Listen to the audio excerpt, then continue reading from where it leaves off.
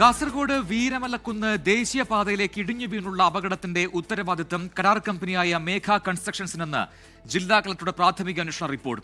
അശാസ്ത്രീയമായി മണ്ണെടുക്കരുത് എന്ന് ജില്ലാ ഭരണകൂടം നിർദ്ദേശം നൽകിയിട്ടും കരാർ കമ്പനിയും ദേശീയപാത അതോറിറ്റിയും മുഖവിലക്കെടുത്തില്ല എന്നും ഈ റിപ്പോർട്ടിൽ പറയുന്നു. അപകടത്തിന്റെ പശ്ചാത്തലത്തിൽ പൊതുമരാമത്ത് മന്ത്രി PA മുഹമ്മദ് റിയാസിന്റെ നേതൃത്വത്തിൽ ഉന്നതതല യോഗം ഉടൻ ചേരും.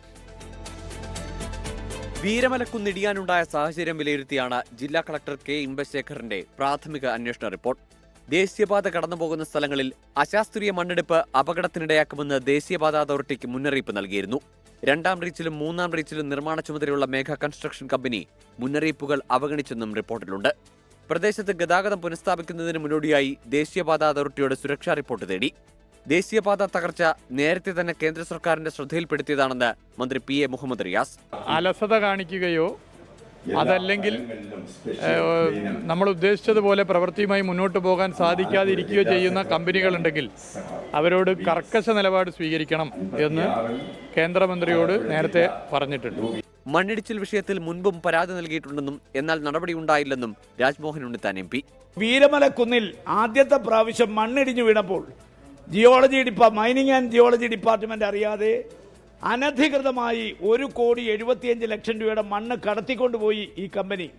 സോയിൽ നെയിലിംഗ് എന്ന് പറയുന്ന ഒരു തട്ടിപ്പ് സമ്പ്രദായത്തിലൂടെയാണ് അവർ മുന്നോട്ട് പോകുന്നത്. ദേശീയപാത നിർമ്മാണത്തിൽ വീഴ്ച വരുത്തിയ മേഘ കമ്പനിക്കെതിരെ കർശന നടപടിയിലേക്ക് കടക്കാനാണ് നിലവിലെ തീരുമാനം. ഇതിനിടെ പ്രദേശത്ത് ഇനിയും മണ്ണിടിയാനുള്ള സാധ്യത ചൂണ്ടിക്കാട്ടി നാട്ടുകാർ രംഗത്തെത്തി. സമീപ പ്രദേശത്തുള്ളവർ എന്തായാലും മാറിയേ പറ്റൂ.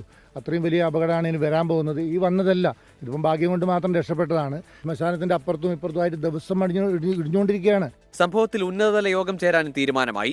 പൊതുമരാമത്ത് മന്ത്രി PA മുഹമ്മദ് റിയാസും ജില്ലയുടെ ചുമതലയുള്ള മന്ത്രി AK ശശീന്ദ്രനും യോഗത്തിൽ പങ്കെടുക്കും. ഇരുഭാഗത്തും പിടിച്ചിട്ട ചരക്ക് വാഹനങ്ങൾ ദേശീയപാതയിലൂടെ കടത്തിവിട്ടു. യാത്രാവാഹനങ്ങൾ നീലേശ്വരം കോട്ടപ്പുറം വഴിയും ചീമേനി വഴിയും കടന്നുപോകാനാണ് നിർദ്ദേശം. 24 കാസർഗോഡ്.